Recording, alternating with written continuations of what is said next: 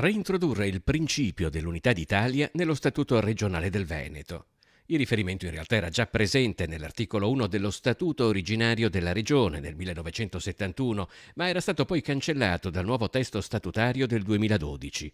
Ora il Partito Democratico Veneto ne chiede la reintroduzione attraverso una proposta di revisione presentata dalla consigliera Vanessa Camani, proprio per fissare un principio attorno al quale poter costruire nuove forme di autonomia regionale. Noi viviamo in una regione in cui sembra che la richiesta di autonomia sia contro lo Stato nazionale, sia contro le regioni del sud, sia contro un'autorità diversa da quella regionale. Noi invece pensiamo, e lo pensavano anche i padri costituenti quando hanno scritto l'articolo 5, e devo dire anche i padri costituenti di questa regione quando hanno scritto per la prima volta lo statuto, che l'autonomia regionale, cioè la capacità che noi potremmo avere di esercitare meglio funzioni e servizi a favore dei cittadini, possa essere esercitata appunto all'interno della cornice solida dell'unità nazionale. Lo Statuto originario del Veneto parlava in egual modo di unità nazionale e autonomia delle regioni. Secondo Ivo Rossi, già dirigente del Ministero per gli Affari Regionali, togliere il riferimento all'unità nazionale nel 2012 è stata una scelta sbagliata.